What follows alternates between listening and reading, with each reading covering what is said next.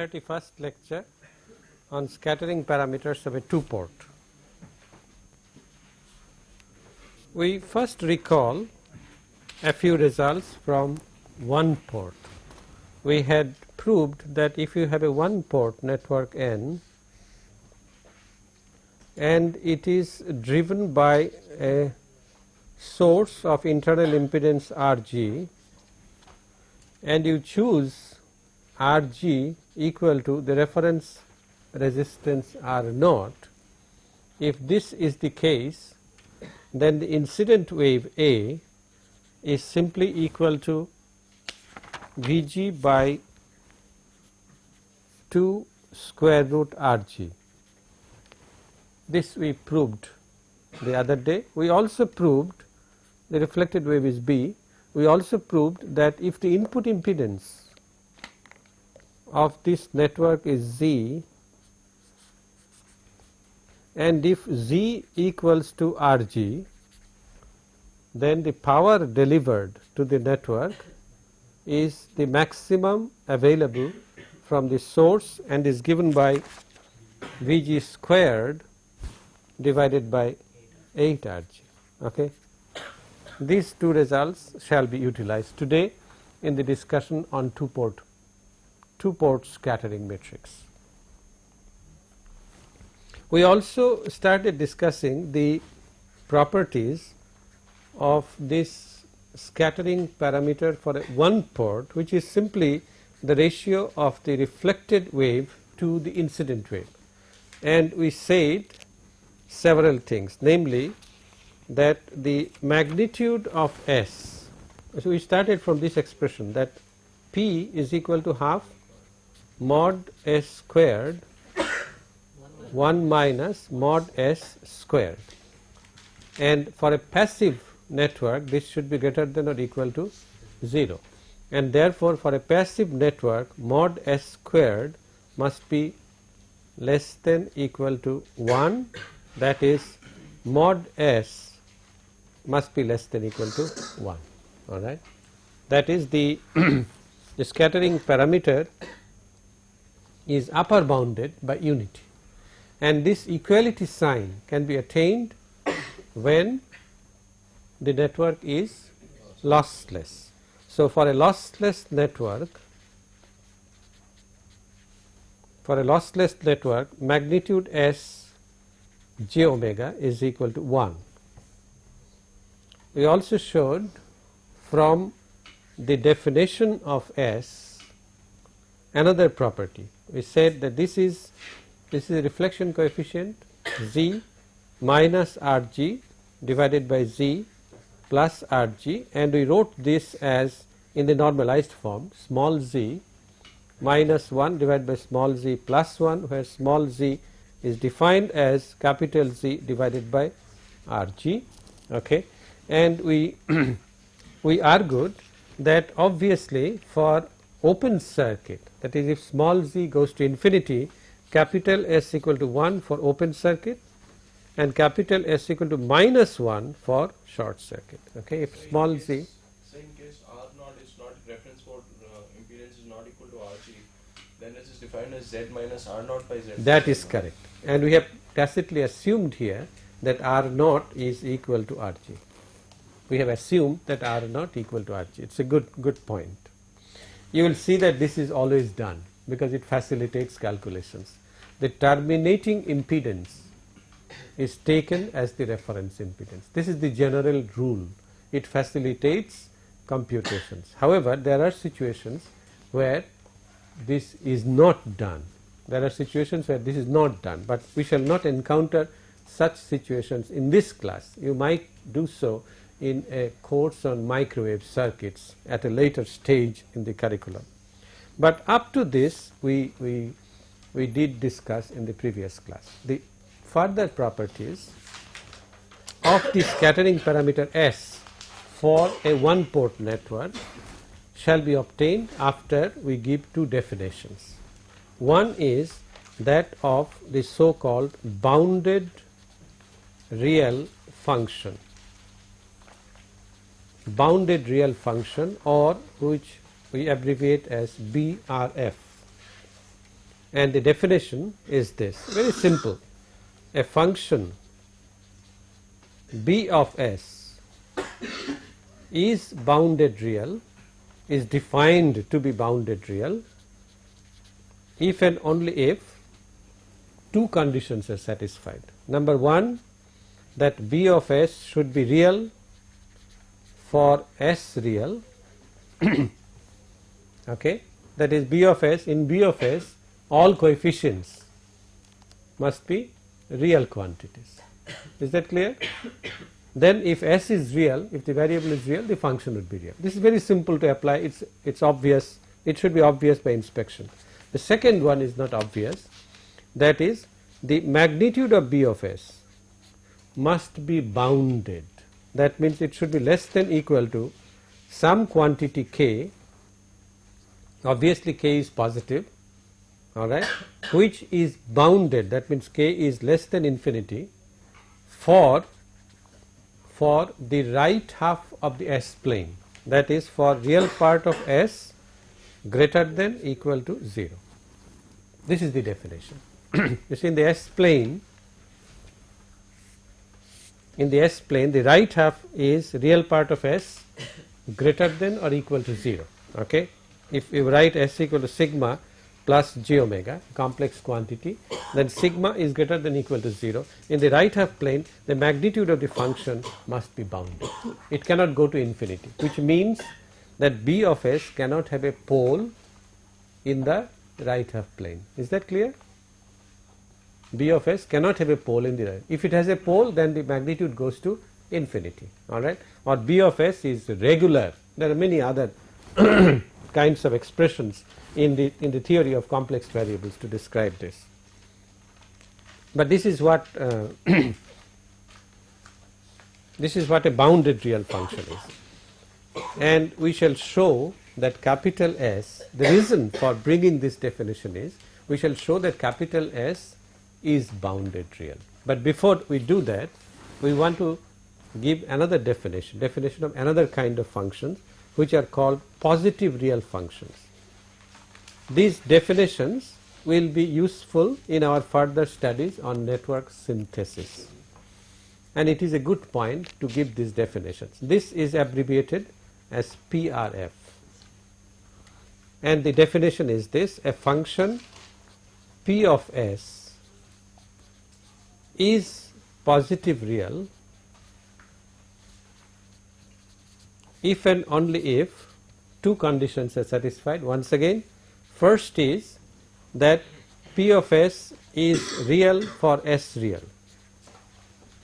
P of s is real for s real and the second is that the real part of p of s is non-negative. It has nothing to do with the magnitude now, it is just the real part. Real part is non-negative for the right half plane, that is for real part of s greater than equal to 0. In the right half of the s plane, the real part of the function should be non-negative.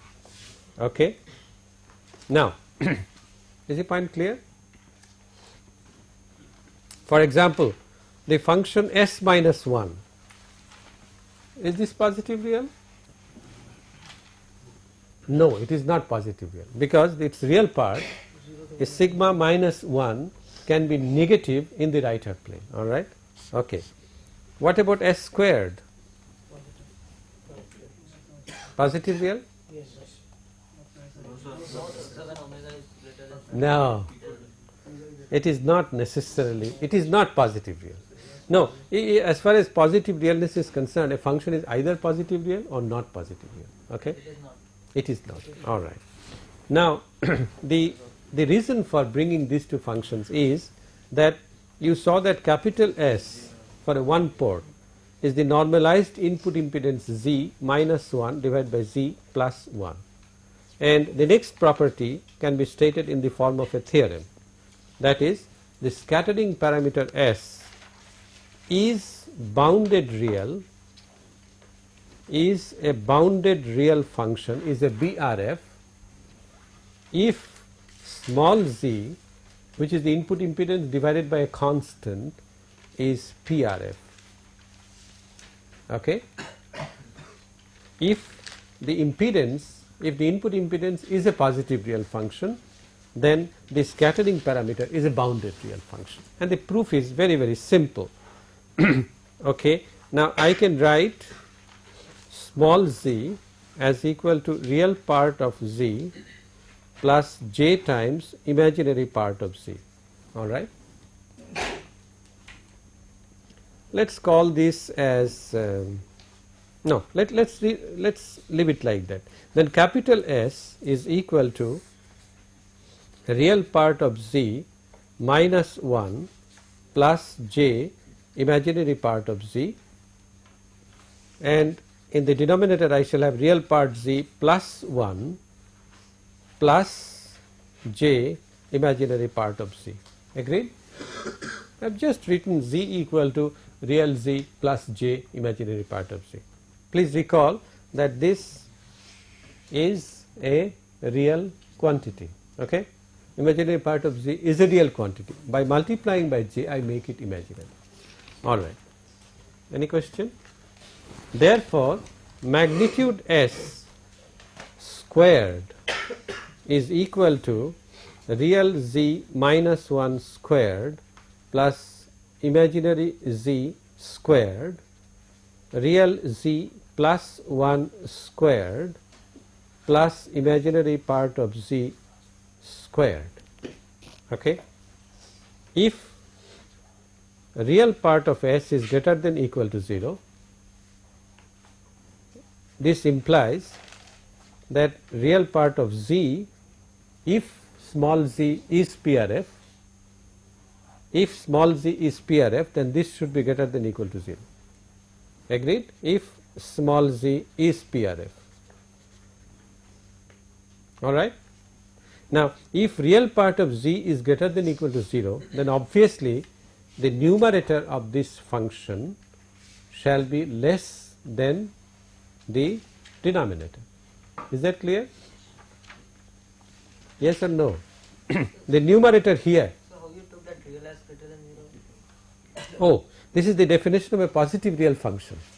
So it is That if small z is positive real, then real S greater than equal to 0 shall imply that real z is greater than equal to 0. Therefore, all right, I was explaining this point, that under this condition, which happens when real S is greater than equal to 0, that is in the right half plane,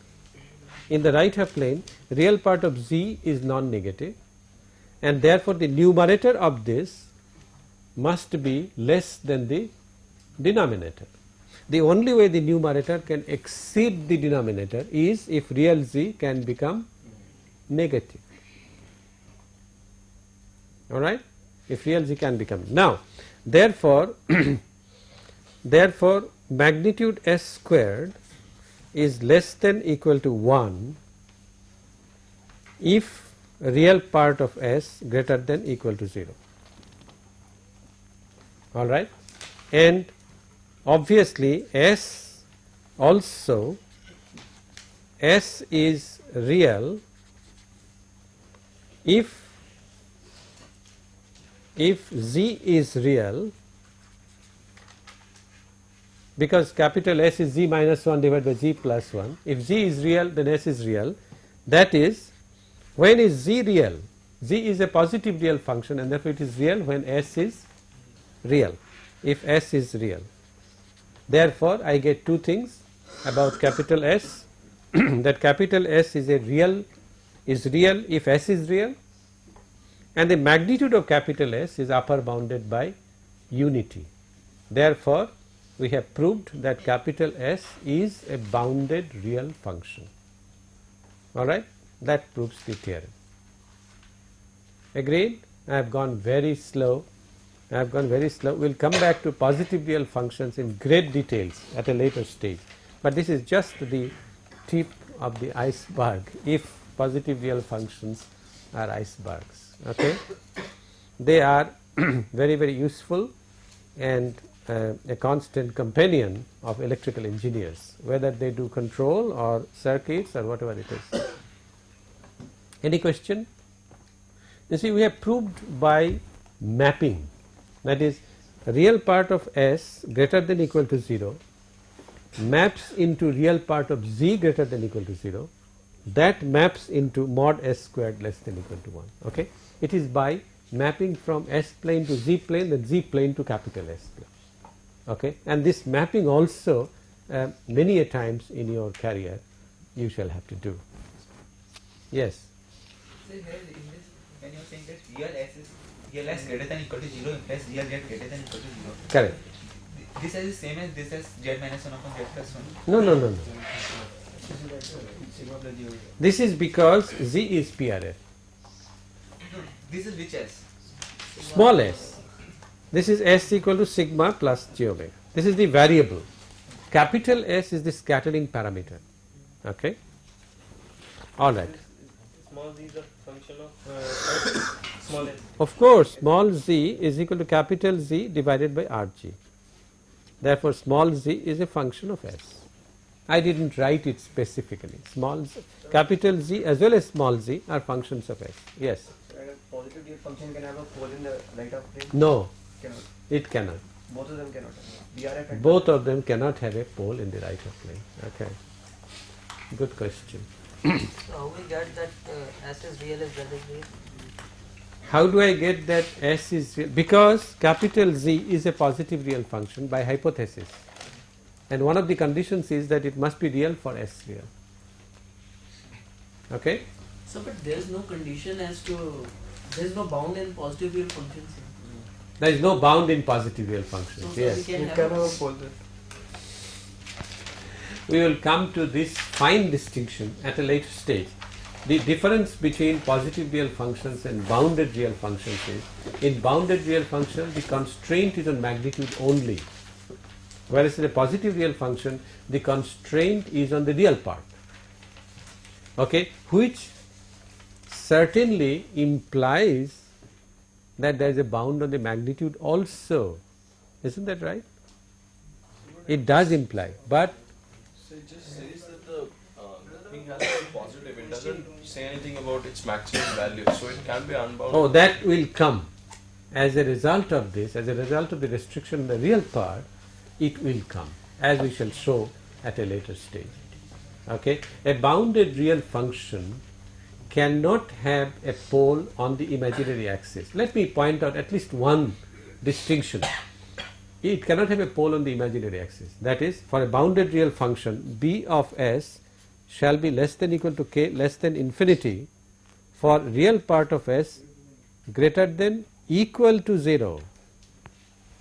Alright? It cannot have a pole on the j omega axis. On the other hand, a positive real function can have a pole on the j omega axis.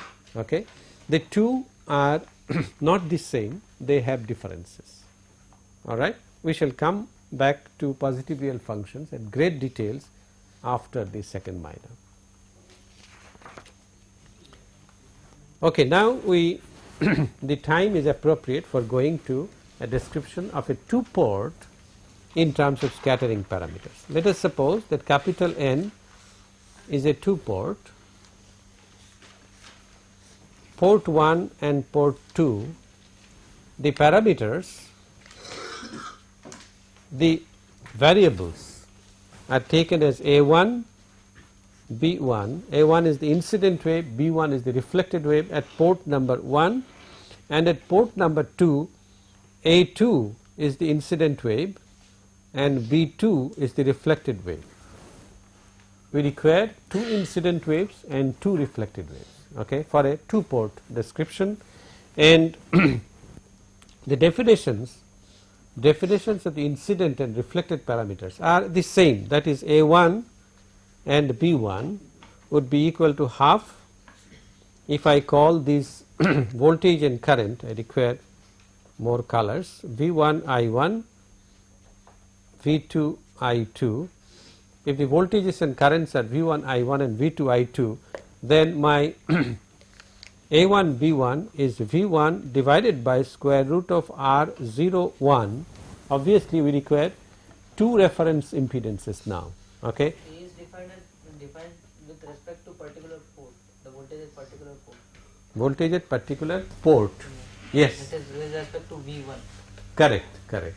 You see, it is at this port that we are concerned with A1, B1, V1, I1 is port number 1. So not as a Similar. function of X. You don't Not write a function of, X, V as a function of X. no, we are considering a lumped network. No, it's not a lumped network. The network could be distributed, but we are considering at a specific value of X, at a specific location in space. We are considering the incident wave, reflected wave, voltage and current. Alright? Therefore, they are not functions. We are not going inside. We are not going inside the network. You see, all these two-port descriptions are external descriptions. They are the descriptions of a black box. What is inside, it does not concern us at the moment. Alright? We will see, we will take an example of a transmission line later, how to find the scattering parameters. Okay, so the definition is, if you take A1, then it shall be plus. If you take B1, then it shall be minus. Okay, B1 corresponds to minus and A1 corresponds to plus. Plus I1 multiplied by square root of R01, the usual definition. Okay, R01 is an arbitrary positive resistance, which is called the reference resistance for port number 1. Similarly, A2 and B2 is half V2 divided by square root of R02 plus minus I2 square root of R02, the usual definition. Okay, and I'll be introducing new terms one by one. We introduce two terminating resistances, that is, the ports are not left open, they are terminated. One is terminated in a resistance R2, port number 2, and port number 1 is terminated in a resistance R1. Okay, now where I have not shown it exactly connected, the reason is the following, that if you excite the network, the two-port network at port number 1, then R1 shall be the internal resistance of the source. Alright. If you excite the network at port number 2, then R2 shall be the internal resistance of the source VG2. That is the source connected to terminal number, port number 2. So termination can be a load. Termination can be the resistance connected between the terminals of the port, or it can be the source resistance. Now, why do you call it a termination? Suppose R1 is the internal resistance of a source VG1 at port 1. Then actually port 1 is terminated in a source VG1 and a resistance R1. What is the resistance that it is terminated in? Total resistance. Obviously R1. And this is the reason why we call R1 and R2 as terminating resistances, and we show them separately to indicate the fact that R1 and R2 could as well be the internal resistances of voltage sources connected at these two ports. Is the point clear? Is the point clear? Okay. Now obviously we have gone back to a two-port in which there are, if it is a voltage current description, two voltages, two currents. Here there are two incident waves and two reflected waves, and the scattering parameter description is in terms of the reflected variables B1, B2, the matrix B, in terms of the incident variables A1, A2, and in terms of a matrix we write B as equal to S A. S is now a matrix because we require 4 parameters in S. We require a 2 by 2 matrix to relate a 2 by 1 matrix to another 2 by 1 matrix. That is, if I write specifically, the reflected parameters are written as a 2 by 2 matrix multiplied by the incident parameters A1, A2 we call this S11 in the usual manner. We call this as S12, this is S21 and S22. Alright. Since we have encountered this for the first time, let's expand this and look at the interpretations. You see, B1 is equal to S11A1 plus S12A2, and B2 is equal to S21A1 plus S22A2. Alright. It's exactly the same type of description as Z parameters or Y parameters or ABCD parameters or H parameters. Okay. Here, instead of taking voltages and currents, we have taken combinations of them to define an incident wave and a reflected wave. And what we are relating is reflected wave is being related to the incident wave variables. They are not parameters, they are variables. Okay. If we look at this, let me write this down again. B1 equal to S11A1 plus S12A2. B2 is equal to S21A1 plus S22A2. And you notice that S11 from this is simply B1 by A1 under the condition A2 equal to 0. We will have to find out now what A2 equal to 0 means. We will have to find out. We will do that. You notice S12 is equal to B1 divided by A2 under the condition A1 equal to 0. Okay. S21 is B2 divided by A1 under the condition A2 equal to 0, and similarly S22 is B2 divided by A2 under the condition A1 equal to 0. Of these four parameters, I would like you to look at first the 1, 1 and 2, 2 parameters. That is where the two subscripts are equal, SII parameter. You see, S11 relates the reflected wave at port 1 to the incident wave at port 1. In other words, S11 is something like a reflection coefficient. This is how we define the S parameter, the scattering parameter of a one port.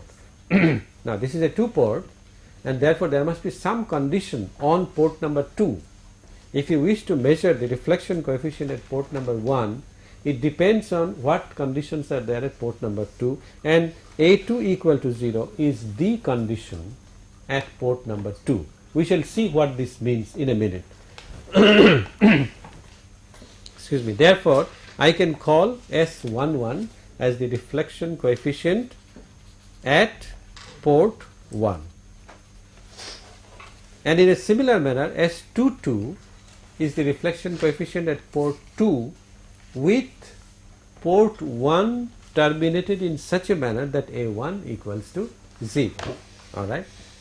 Now, to interpret S12 and S21, we shall have to look at the figure again.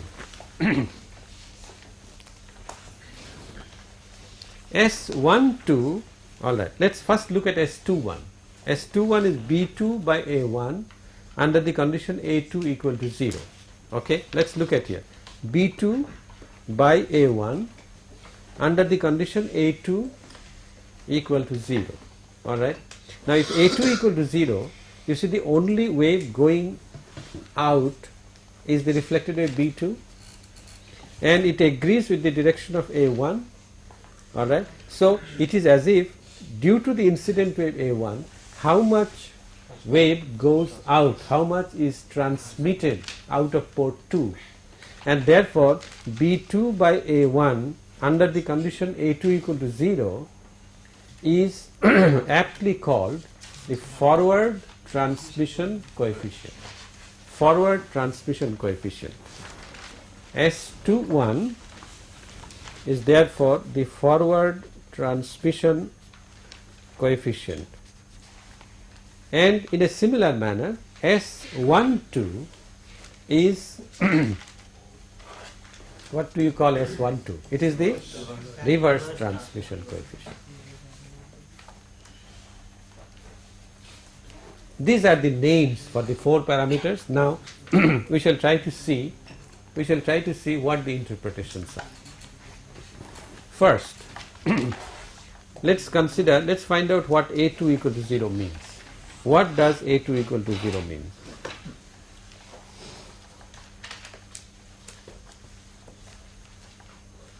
Okay, let's look at this terminating resistance R2. Terminating resistance R2. Now we had an incident wave A2 and a reflected wave B2 for port number 2. If you look at R2, if you forget about port 2, okay, as far as R2 is concerned, B2 is its incident wave. Isn't that right? And A2 is its reflected wave.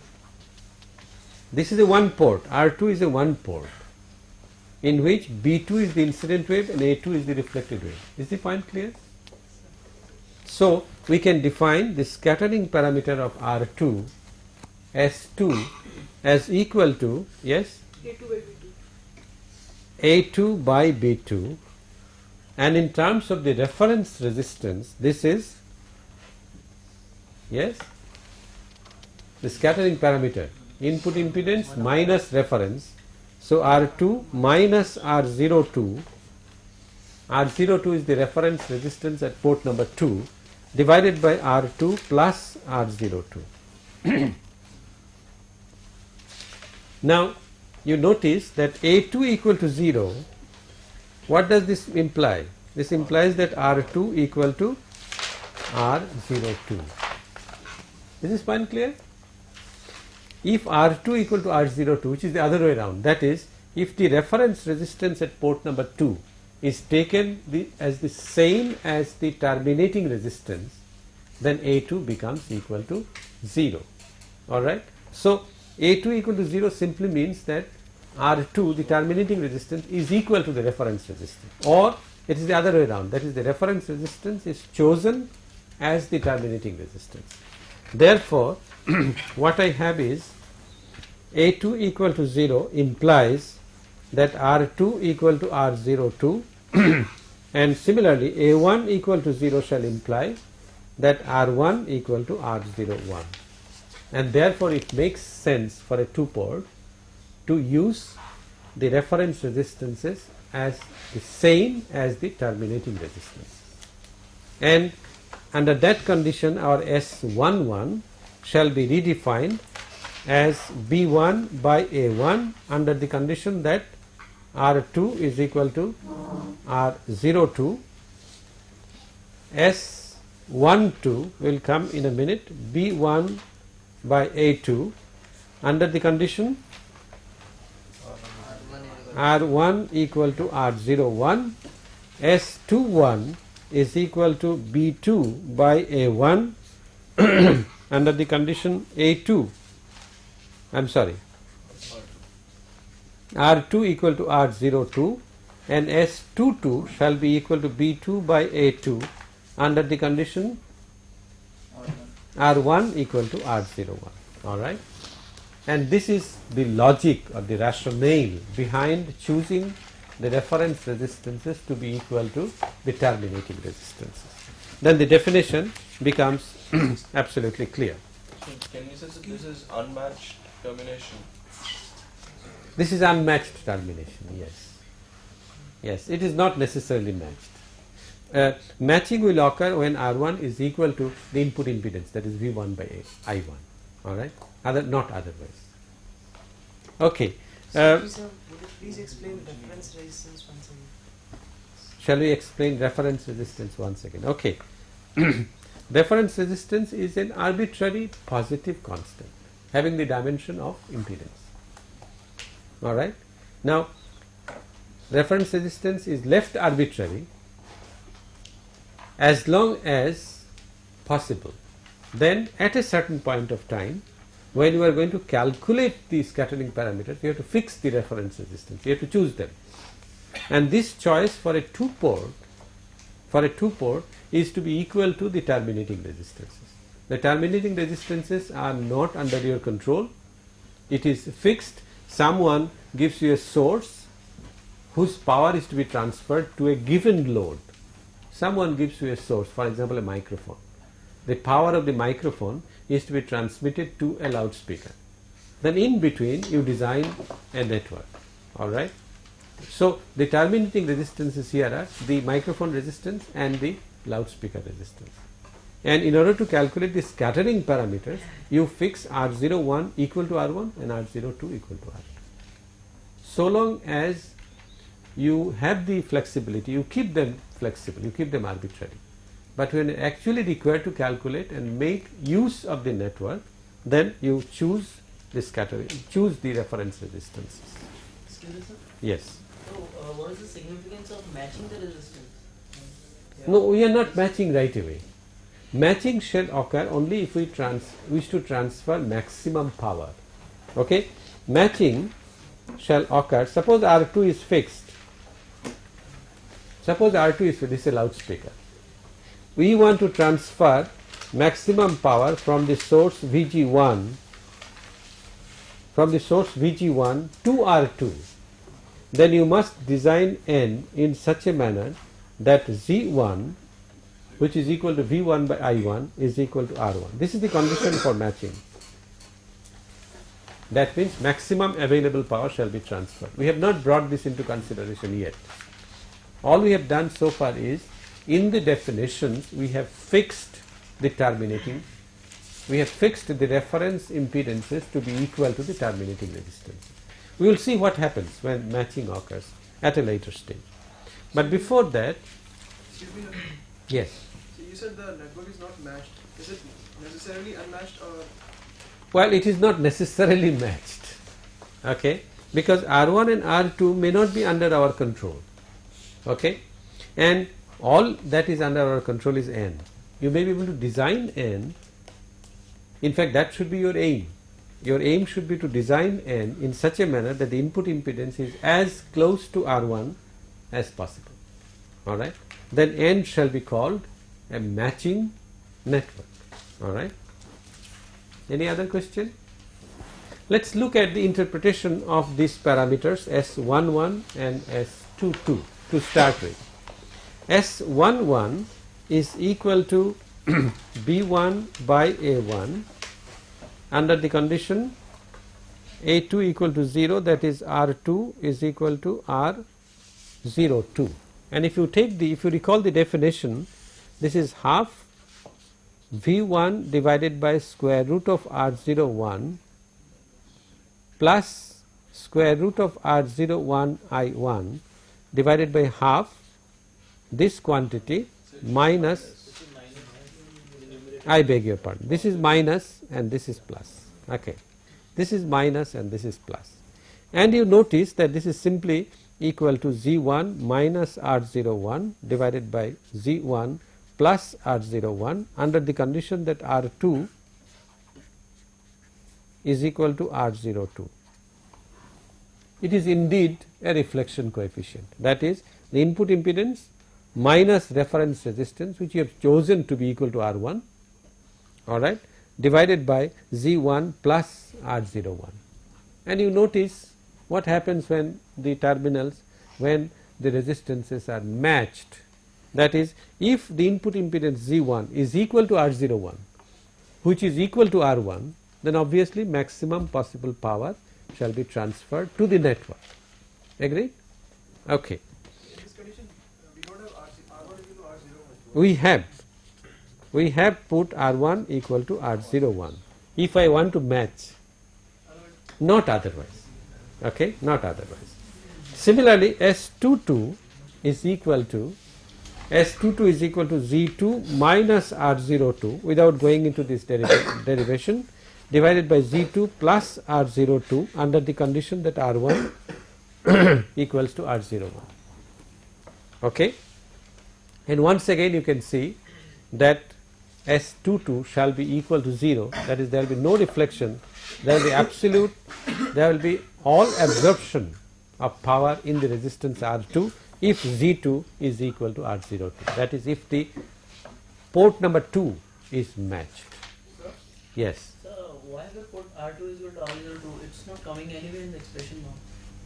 Oh, this is under the condition R2 equal to R02, that is A2 equal to 0. But how does it affect? How does it affect? This has to be measured. You see, you have to measure the input impedance Z1 with the output terminals terminated in R2. Z1 is affected by R2. Is that clear? The input impedance depends on R2. Therefore, you must specify the terminating condition. Yes. Sir, this is the expression of S11. So if we have not written R1 equal to R01, would it have been different? Well, this is the general expression. Yeah, if suppose we say that R01 equal to Z1. We Okay. choose R01. That means there will be complete transmission. Yeah, but then you have to fix what is your R01, because R01 Physically does not mean anything. it doesn't mean anything. R01 has to be related now to the terminating impedance. So that Okay. means we You see, as soon as you say that S11 is the reflection coefficient at port number 1, now reflection coefficient you define as Z1 minus R01 divided by Z1 plus R01. As long as R01 is arbitrary, Z1 equal to R01 doesn't mean anything.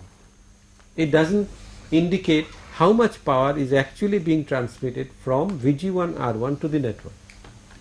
Therefore, to get a quantitative estimate of that, you must relate R1 to R01. If R1 is equal to R01, then maximum available power from the source VG R1 is being transmitted to N. Alright? so that means after choosing R1 we choose R01 because R01 is not the characteristic of the network.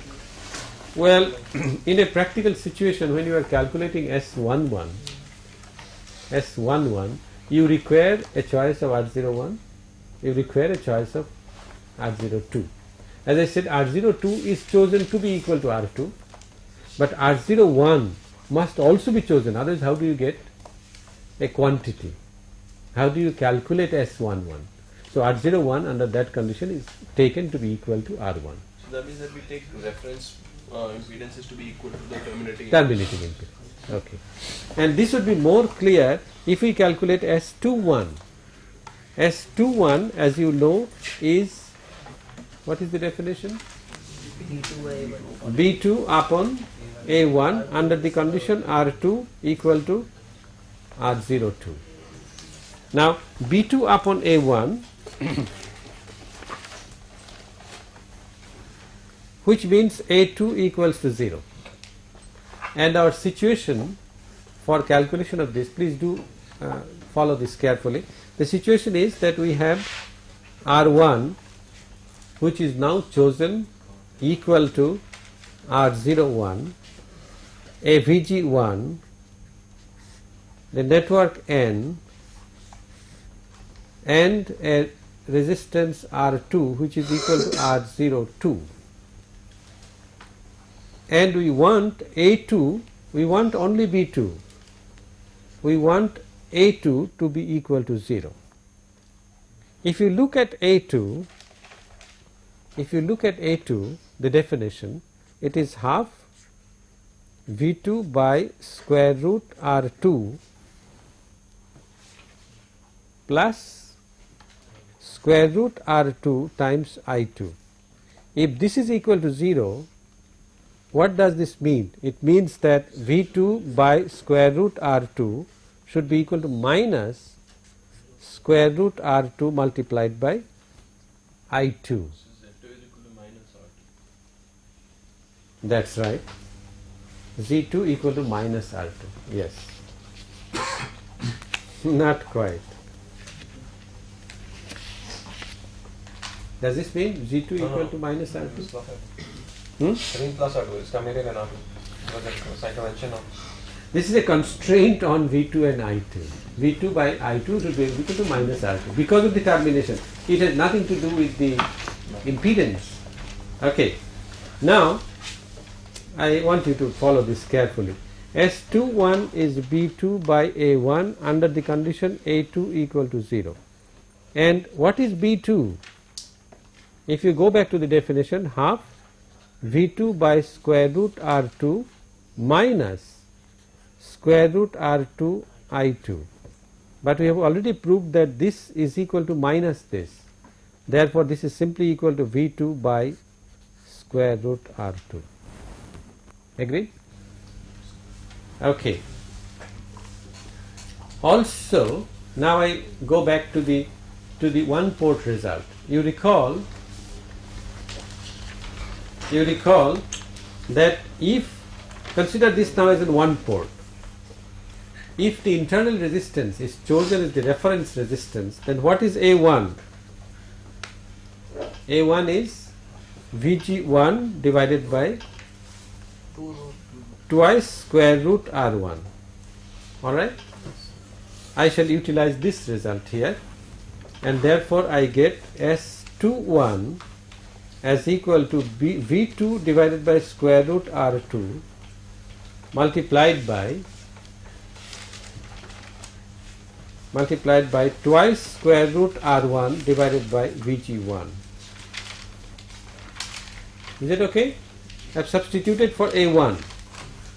A1 is Vg1 divided by 2 square root R1. I have substituted this. And the end result that I get is S21 equal to V2 by Vg1 multiplied by twice multiplied by square root R1 divided by R2. And this gives you a physical interpretation of S2 voltage transfer function multiplied by a constant.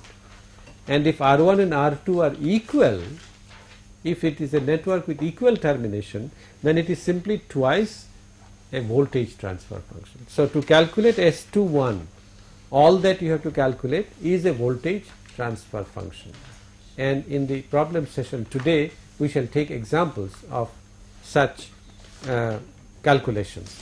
In a similar manner, for calculating S12, what shall you do? You will terminate port number 2 in a source in series with a resistance R2 and measure the voltage across port number 1 V1 with a termination of R1, which is equal to R01, and under this condition S12 shall be twice V1 divided by Vg2 multiplied by square root of R2 by R1. Okay, let's close this class with a simple example. Is there any question? Any question? It is. Why did we put R2? Because this shows our choice of reference impedance. So in the earlier case also, Pardon me? Without that, we are getting the results. No, S21 had the condition A2 equal to 0. So for S12. S12 requires A1 equal to 0.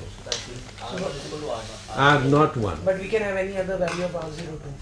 We can have any other value of R02, yes. But we calculate with R02 equal to R2, a specific value. And this is how it is done. That is, you see, once a network is chosen, once a network is there, if you want to calculate the 4 parameters, obviously you shall have to fix your R01 and R02.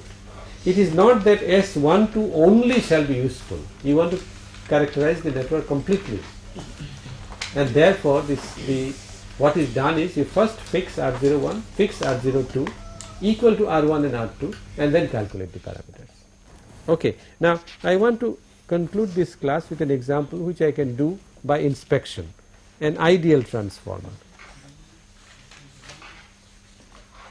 so that means there is no need of specifically choosing R2 equal to R1.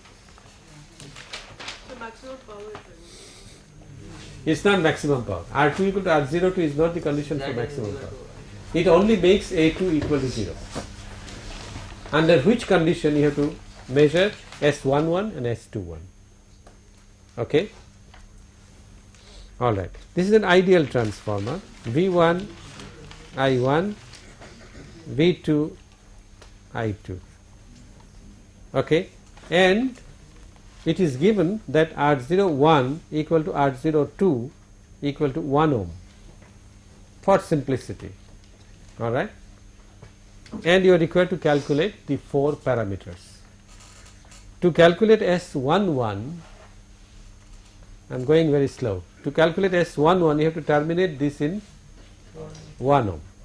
If you terminate this in 1 ohm, then what is the impedance here? N squared.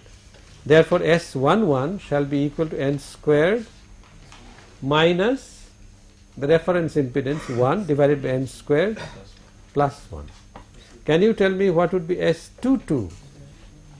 If you terminate this in, 1 minus 1 by n square. this will be 1 by N squared. 1 minus n square by 1 plus n square. Okay. Don't you see that this is exactly minus S11? Isn't that right? This is minus S11. Now calculation of S21 requires, now you have to terminate this, have a Vg1, n is to 1, and then terminate this in 1 ohm, and this is V2. Alright. So what you have to calculate is V2 by Vg1, actually twice V2 by Vg1. R1 and R2 are equal, so the ratio is equal to 1. Now to calculate this, what is this impedance here? This is n squared. Therefore V1, this is style of calculation, by you can do it by inspection. V1 is therefore the potential division of Vg1 into 1 ohm and n squared ohms. Therefore V1 is Vg1 n squared divided by n squared plus 1. Agree? Yes or no? Okay. Then what is V2? Not n times, divided by n. So it is Vg1 n divided by n squared plus 1. Therefore S21 would be simply equal to twice n. You understand why this factor 2 comes, because it is 2 V2 by Vg1. So twice n by n squared plus 1. And I leave it to you to show that this is equal to minus S12. Can you explain this again, the S21? S21 by definition is twice V2 by Vg1 square root R1 by R2. R1 and R2 are equal, so we have calculated 2 V2 by Vg1. One can show that S21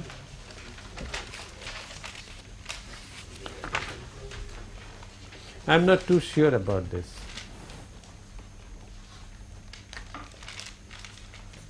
Whether the minus sign is there or not. We will clarify this in the next class. Thank you.